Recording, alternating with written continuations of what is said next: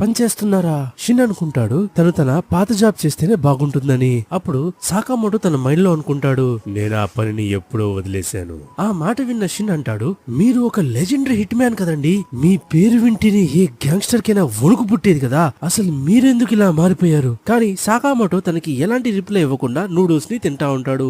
అప్పుడు షిన్ అంటాడు, మీరు చాలా బండగా లావుగా అయిపోయారే, మిమ్మల్ని చూస్తే అసలు గుర్తుపట్టడం కష్టం అయిపోయింది. ఇంకా తను ఒక సిగరెట్ ని కాలుస్తాడు. కానీ సాకామోటో మెరుపు వేగంలో ఆ సిగరెట్ ని కట్ చేసేస్తాడు. ఇంకా అంటాడు, నువ్వు నో స్మోకింగ్ సైన్ బోర్డ్ ని చూడలేదా? అప్పుడు షిన్ అనుకుంటాడు, వీడు మామూలోడు కాదురా బాబు, ఇంత లావుగైనా కూడా తన వేగం ఇంకా తగ్గలేదు. తను అనుకుంటే నన్ను ఎప్పుడూ చంపేసేవాడు. ఇంకా అప్పుడే తన కోసం ఒక డెలివరీ వస్తుంది. ఇంకా ఆ డెలివరీ మ్యాన్ కూడా తనకి హెల్ప్ చేయమంటాడు. అది చూసిన షిన్ అనుకుంటాడు, ఇంకా తను హిట్ మ్యాన్ పనిచేస్తున్నాడని, ఇంకా తను మామూలు వ్యక్తిగా ఉన్నట్టు యాక్టింగ్ చేస్తున్నాడు అనుకుంటాడు. కానీ అలాంటి ఏ విషయం ఉండదు.